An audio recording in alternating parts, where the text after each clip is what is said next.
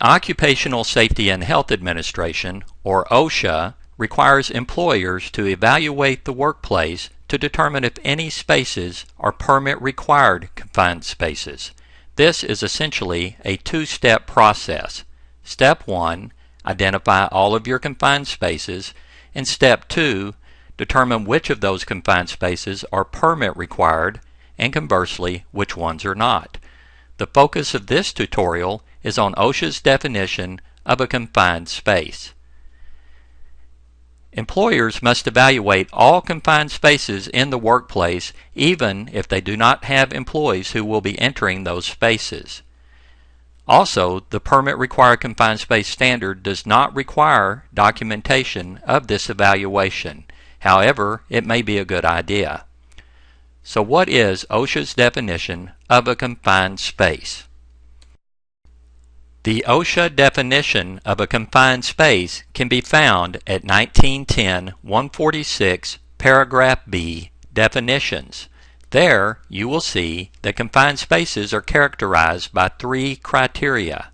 It is important to note that all three criteria must be in place for a space to be considered a confined space. Also, keep in mind that whether or not a hazard is present inside the space is not relevant at this point. You are only trying to identify confined spaces.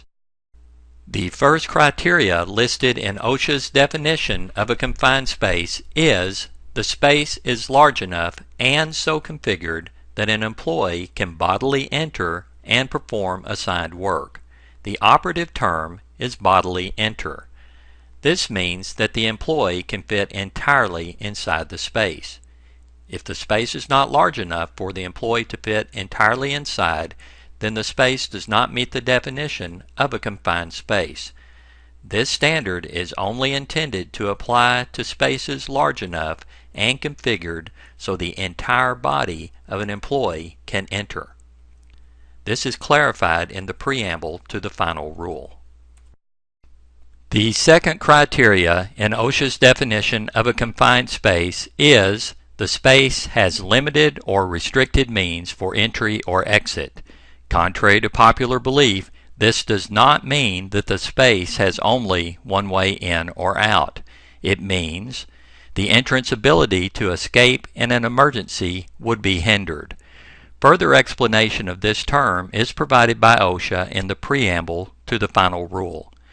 And in the OSHA Confined Space Advisor, they further explain that a space would have a limited means of entry or exit where the occupant must crawl, climb, twist, be constrained in a narrow opening, follow a lengthy path, or otherwise exert unusual effort to enter or leave, or where the entrance may become sealed or secured against opening from inside.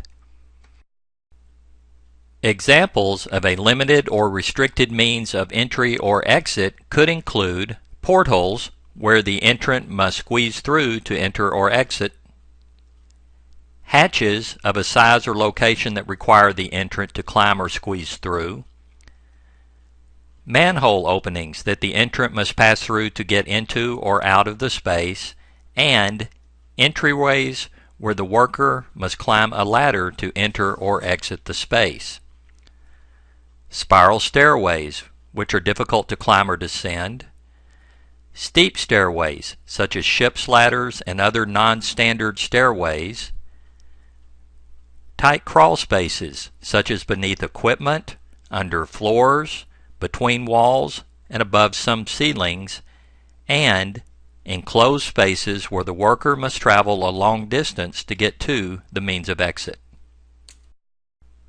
The question often arises as to whether or not OSHA considers a standard-sized doorway to be a limited or restricted means of entry or exit.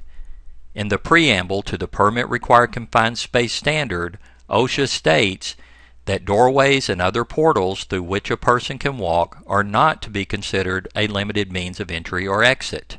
However, a space containing such a door or portal may still be deemed a confined space if an entrance ability to escape in an emergency would be hindered.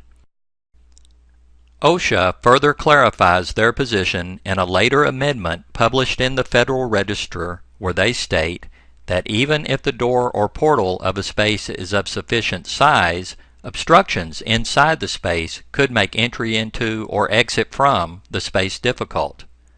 The agency intended that spaces which otherwise meet the definition of a confined space and which have obstructed entry or exits, even though the portal is a standard-sized doorway, be classified as confined spaces.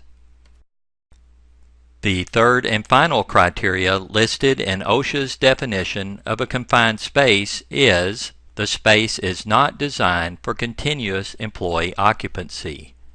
For example, this particular utility vault has not been designed with any safeguards for entrance, so at a minimum, workers would have to utilize a portable blower, auxiliary lighting, and a portable gas detector before entering this space. On the other hand, this fully functioning submarine is designed for continuous employee occupancy, so it would not be considered a confined space. So in review, here is a recap of the three criteria listed in OSHA's definition of a confined space. Number 1, the space is large enough and so configured that an employee can bodily enter and perform assigned work, and number 2, the space has limited or restricted means for entry or exit, and number 3, the space is not designed for continuous employee occupancy. As a reminder, all three criteria must be present for the space to be considered a confined space. We will now look at some examples of confined spaces. However, you must keep in mind that while these are confined spaces, they may not be permit-required confined spaces. That will be determined at a later time using additional criteria. Tanks of many configurations are considered confined spaces, as are most silos and similarly constructed storage bins. Air handler units and associated equipment are often constructed of a size and configuration that make them a confined space, as would be any ductwork large enough to be bodily entered. Many smokestacks are confined spaces, as would be many chimneys. And escalator pits of a size large enough for the employee to bodily enter would also be considered confined spaces. Some mixers, such as this mobile concrete mixing drum, are confined spaces, as are many types of boilers. Large furnaces and associated equipment often qualify as confined spaces, as do tanks affixed to trailers or to rail cars. And many trash compactors are configured to be confined spaces, as are some material balers. And as previously mentioned, many crawl spaces beneath floors and equipment, between walls, and above some ceilings are considered confined spaces as well. Most sanitary sewer systems are confined spaces, as are sewer lift stations and digesters. Some storm drains and culverts are confined spaces, as are many septic tanks, utility vaults, and pipelines of various sizes. One commonly overlooked type of confined space is dock levelers of the variety that have a front cover that lifts to where a worker could crawl inside. And as previously mentioned, some utility tunnels could be considered confined spaces, as would be some attic spaces and open-top pits. And many conveyor tunnels are confined spaces, as are some elevator pits. These are but a few examples of confined spaces that are present in some workplaces, and there are many that we have not identified in this short tutorial. So you are encouraged to use your knowledge of the OSHA definition of a confined space to identify all of the confined spaces present in your workplace, as this is the first step you will need to take so you can determine which are permit-required confined spaces and conversely which ones are not.